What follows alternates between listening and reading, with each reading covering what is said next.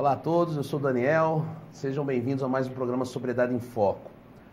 Hoje com a presença da psicóloga Marcela Paiva, que atualmente desenvolve um trabalho na área de dependência química, que veio bater um papo aqui hoje com a gente, para podermos falar um pouco sobre o processo de prevenção ao uso de álcool e droga. Marcela, seja bem-vinda. Obrigada. E fala um pouquinho para a gente o que é esse processo de prevenção. A prevenção, ela vem para diminuir as chances de um problema aparecer. Se esse problema já aparece, ela busca diminuir as chances de que ele piore. Mas na realidade, quando a gente fala de dependência química, a gente sabe que é mais difícil, porque existe um progresso da doença, mas não existe o regresso. Então, temos 4 níveis de uso, 4 estágios. É o experimental, o social, o abusivo e a dependência química propriamente dita. A pessoa ela vai caminhando até chegar à dependência. Uma vez que ela atingiu esse momento, ela não vai regredir. Ela não pode deixar de ser dependente para fazer um uso abusivo ou um uso social. Não existe isso. Inclusive, existem muitas reservas nesse sentido. Já estou um tempão limpo, sem o uso da droga. Tudo bem tomar uma cervejinha, tudo bem fumar aqui só uma maconha. Então, eu escuto muito isso das pessoas que estão nesse processo de tratamento da dependência química, e isso não existe. Então, assim, o objetivo é realmente evitar que vá para o próximo nível de uso, mas, ao mesmo tempo, trabalhar para que isso realmente se extingue, porque não existe o regresso da doença. Ok. É interessante essa questão que você coloca, porque verdadeiramente algumas pessoas têm muitas reservas e acreditam que podem voltar num processo onde o uso de droga é controlável, onde as pessoas até certo ponto ainda conseguem manter as relações de trabalho, uma boa relação familiar. Na verdade, isso não existe. Para você que está nos assistindo, queira que identificar que infelizmente não há possibilidade de nós voltarmos numa fase anterior à questão do uso de álcool e droga. A partir do momento que a dependência se instala, dificilmente a pessoa vai regredir e começar a usar novamente de uma maneira moderada. Isso não existe. Por isso que a gente trabalha com um programa que envolve a abstinência total de todas as drogas. Agora, na questão da prevenção, quais são os modelos de prevenção utilizados nesse momento? Hoje a terminologia utilizada é dividida em 3 tipos de prevenção. A universal, que ela visa atingir a toda a população. Então, não vai selecionar esse público. Todo mundo vai ser atingido com essa prevenção. Ela tem o objetivo de promover os fatores de proteção. Já o segundo tipo de prevenção já é a seletiva. Então, já é um grupo seleto. Já identifica alguns fatores de risco naquele grupo. Então, já vai atuar prevenindo para que não se instale ali o uso. Tem também a progressão desse uso. E depois tem a indicada. A prevenção indicada, ela já deve ser realizada por uma pessoa qualificada para isso, porque ela busca identificar quais são os fatores de risco daquela pessoa. Então, esse é um pouco do trabalho que o psicólogo faz na comunidade terapêutica. Atualmente eu trabalho em uma comunidade terapêutica, então, a cada pessoa que eu atendo, eu busco identificar quais são os fatores de risco para aquela pessoa. E, ao mesmo tempo, identificar quais são os fatores de proteção. Risco é o quê? É tudo que diminui a chance daquela pessoa usar a droga, que é o que estamos tratando hoje. E tudo que vai proteger é o que vai diminuir a chance dela usar. Então, o que aumenta a chance? Os fatores de risco. Tem os fatores pessoais, então tem a genética, tem a personalidade da pessoa, a baixa autoestima, e tem os fatores familiares, então muita discussão na família, muito conflito. Tem a questão social, aquelas pessoas que têm dificuldade no trabalho, na escola, têm dificuldade de relacionamento com as pessoas. Então, esses são alguns dos exemplos dos fatores que vão colocar em risco essa pessoa, não só para o uso de droga, mas também para outras coisas. A gente identifica os fatores de risco aparecendo também para uma gravidez na adolescência, que vai já para a marginalidade, para a parte do roubo. Então, tudo isso, quando você trabalha a prevenção, você não evita apenas que a pessoa vá usar a droga, porque você promove nela valores éticos que vai ajudá-la em todos as outras etapas. Então, esses 3 são os tipos de prevenção. É muito importante que todas sejam realizadas, porque nós temos hoje pessoas em diferentes estágios de uso. Quem dera ninguém ainda usasse para a gente poder trabalhar apenas a prevenção universal, mas não é o que acontece, então precisa ver qual é a realidade de cada caso. Ok, muito bem. E é difícil praticar a prevenção dentro da sociedade atual? Como que isso se dá? É difícil porque culturalmente nós temos hoje a busca do alívio rápido, prazer imediato. Então, existe a pílula da felicidade. O uso da droga, e quando eu digo droga aqui, eu me estendo a também o uso de medicamentos. Então, esse uso do medicamento ou da droga que vai trazer aquele alívio imediato. É mais fácil do que fazer uma psicoterapia, do que buscar ajuda num grupo de apoio, é mais rápido. Então, hoje em dia é difícil trabalhar a prevenção porque culturalmente nós vivemos essa experiência. A gente vê na mídia, a gente assiste uma novela, vê a pessoa chega estressada do trabalho, já enche lá o copão com uísque, coloca um gelo, estou me sentindo ansiosa, toma aqui, estou nervosa, toma um calmante, olha o remedinho. Então, isso vai sendo promovido e as pessoas vão crescendo já com essa ideia.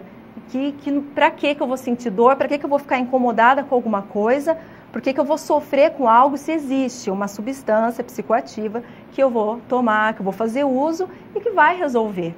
Só que isso é um alívio imediato, e simplesmente vai aliviar naquele momento.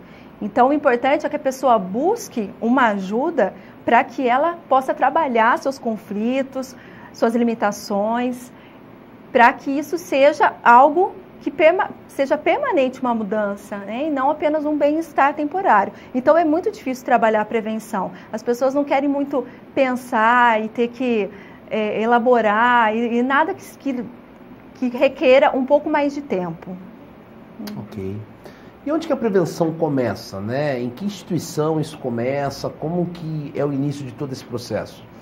A prevenção ela deve começar na instituição da família, dentro de casa. A família, antes mesmo de ter os seus filhos, o casal já deve conversar para saber quais são os valores, tradições que são importantes, que querem ser passados para aquelas crianças.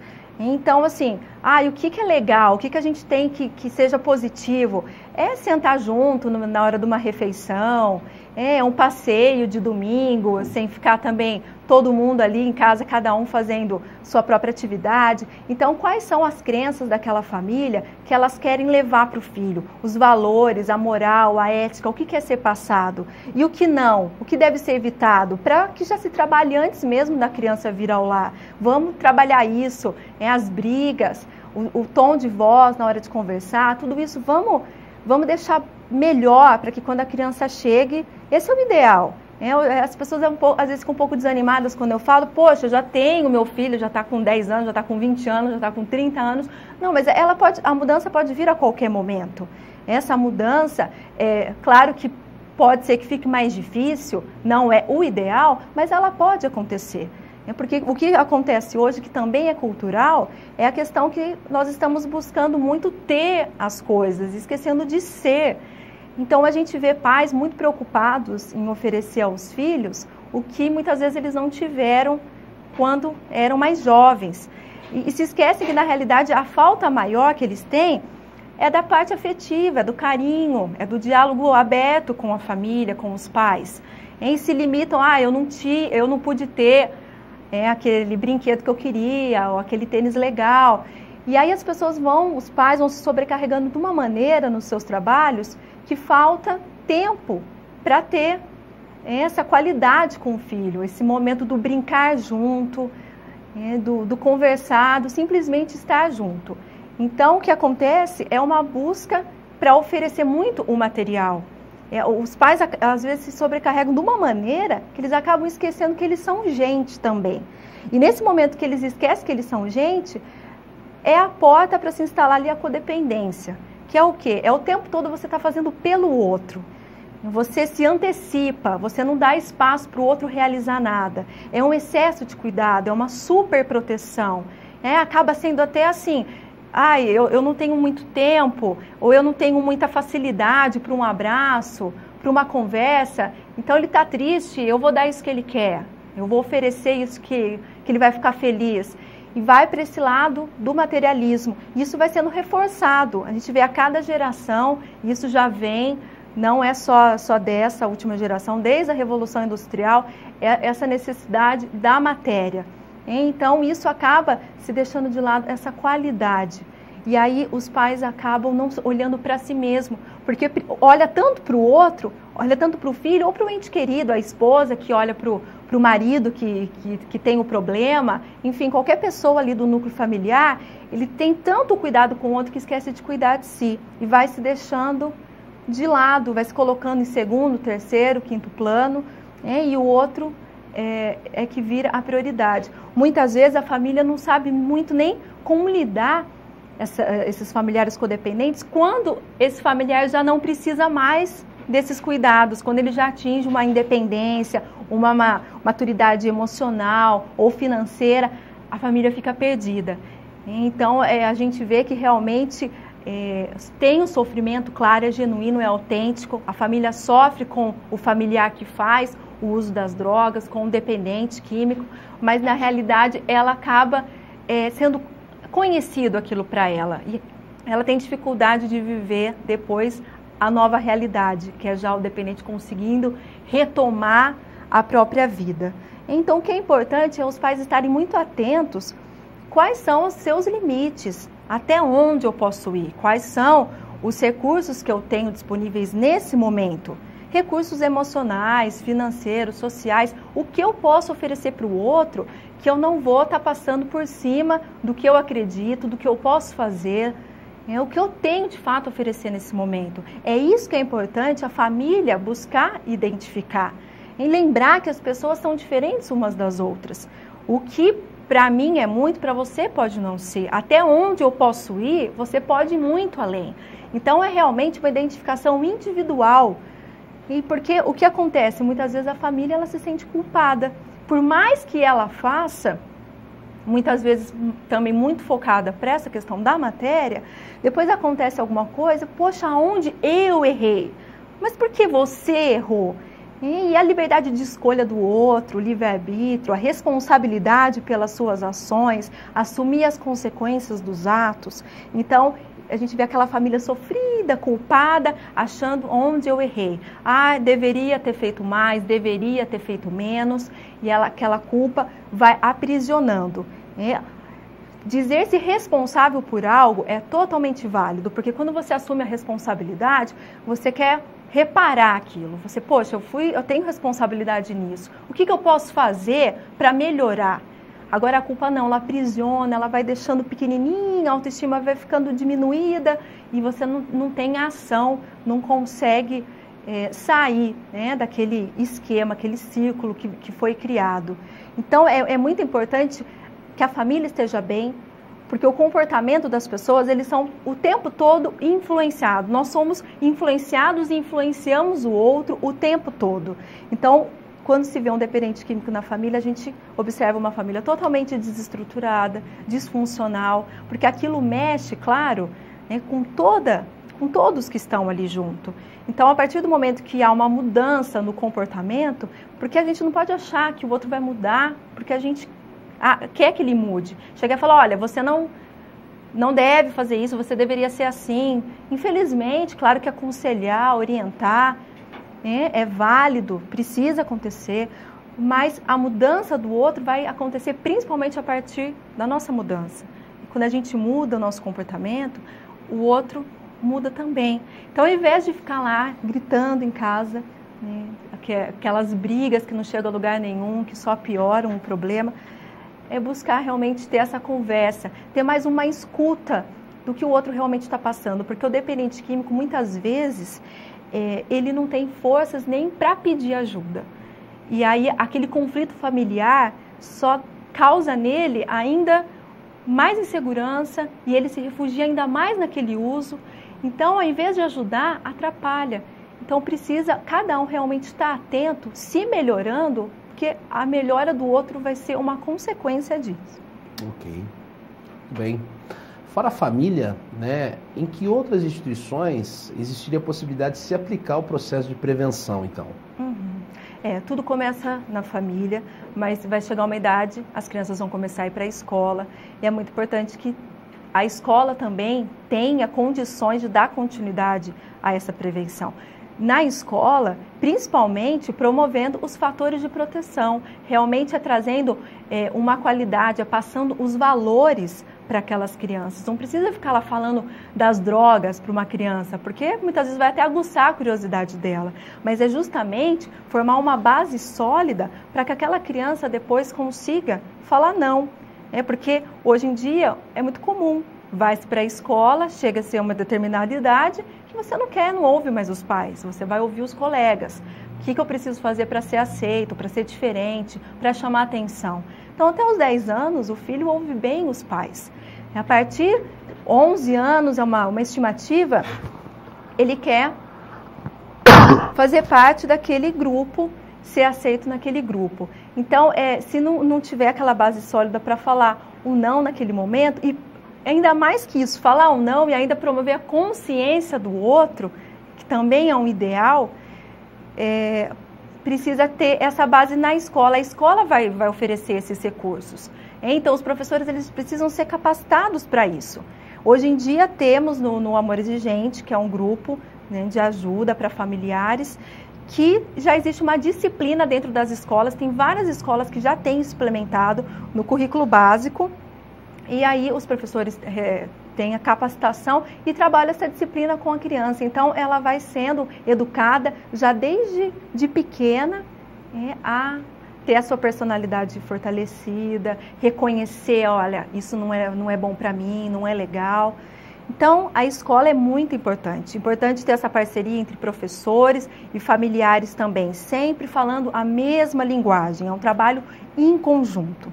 Aí nós vamos para as instituições religiosas e movimentos afins, que também tem muita gente que busca a orientação onde na igreja que frequenta, com o padre, com o pastor, com o líder daquela instituição. Então é importante que essa pessoa também tenha um conhecimento, né, dessa problemática, conheça formas de atuar junto com aquela pessoa, ou que está buscando ajuda para si, no sentido de ela estar fazendo uso, ou para um amigo, alguém querido que esteja usando.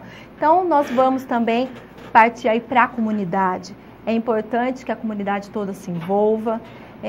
A comunidade mesmo pode partir dela, de realizar encontros, formar grupos de discussão, procurar o que não está legal, o que pode ser melhorado, ter alguém ali que fale por eles, que pode levar isso para um vereador, para dar uma atenção especial, chamar atenção para a realidade daquele bairro, daquele local. Então, todo mundo pode participar dessa prevenção. Ok. E qual a importância dos grupos nessa ajuda à prevenção? Os grupos, eles funcionam, eles ajudam nesse processo todo que envolve a prevenção, porque geralmente o grupo já trabalha quando existe uma realidade instalada, né? Agora, os grupos para familiares também têm toda essa política, né, de trabalhar o processo de prevenção. Como que é isso dentro dos grupos de autoajuda aí? Essa é uma realidade que vem sendo modificada. Eu falo do Amor Exigente, que é um grupo do qual eu faço parte. Há 30 anos, quando ele veio para o Brasil, pelo Padre Haroldo, realmente ele tinha esse caráter de trabalhar o problema já instalado.